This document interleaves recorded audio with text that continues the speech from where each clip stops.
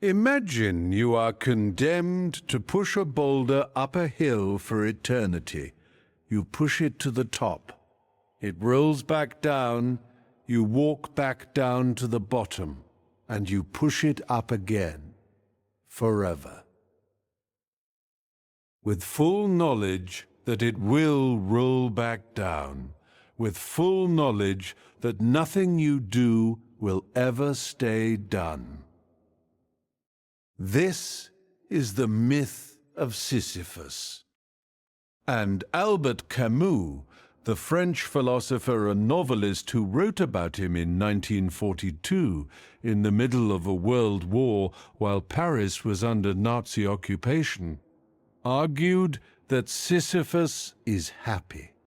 Not in spite of his situation, because of how he faces it. That claim sounds absurd, which is exactly the point. Camus believed that absurdity was not a problem to be solved. It was the fundamental condition of human existence. And understanding it, really sitting with it, was the beginning of genuine freedom.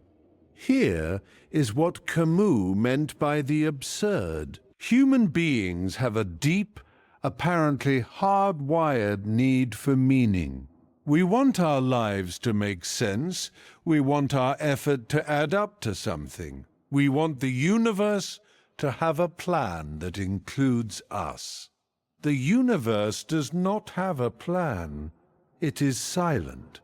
It offers no meaning, no explanation, no guarantee that anything we do will matter. And the collision between what we desperately need, meaning, and what the universe persistently refuses to provide any meaning at all, that collision is the absurd. Most people respond to the absurd in one of two ways. Some take what Camus called the philosophical leap.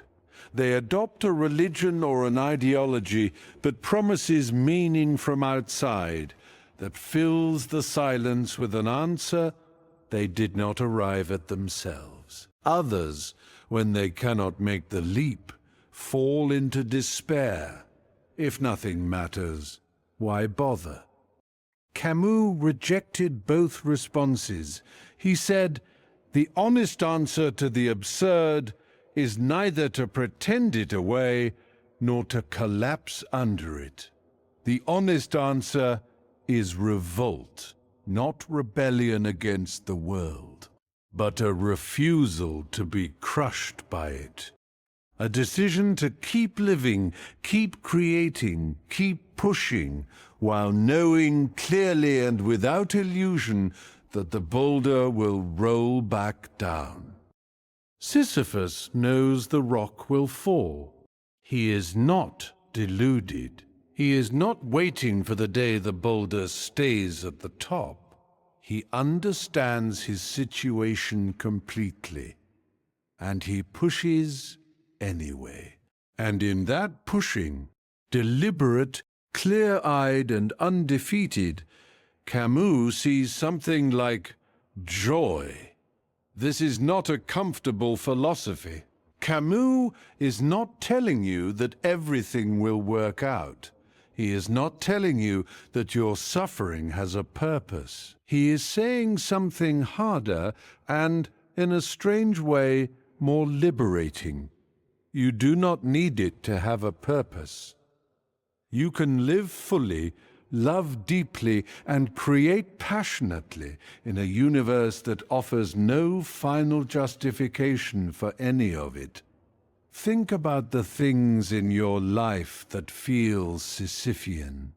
The work that keeps coming back, the relationship that takes constant tending, the creative project that is never finished, the self-improvement that seems to reset every few months.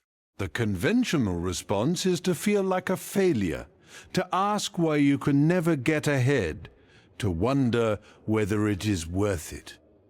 Camus would reframe the whole question. The boulder rolling back is not evidence that you have failed. It is just what boulders do. The question is not whether you can make it stay. The question is whether you can become someone who pushes with full commitment, full presence, full investment, knowing it will roll back and find something worth having in the act of pushing itself. This is what artists know, what parents know, what anyone who has loved something fully knows. The meaning was never in the destination, it was always in the doing. One must imagine Sisyphus happy, not because his situation has changed, but because he has stopped waiting for it to change before he allows himself to live. The practice this week is this: find the boulder in your life. The thing that keeps coming back, that you keep having to redo, that never feels permanently finished. And instead of resenting it, push it. Deliberately, fully, as if the pushing itself were the whole point. Because according to Camus, it is.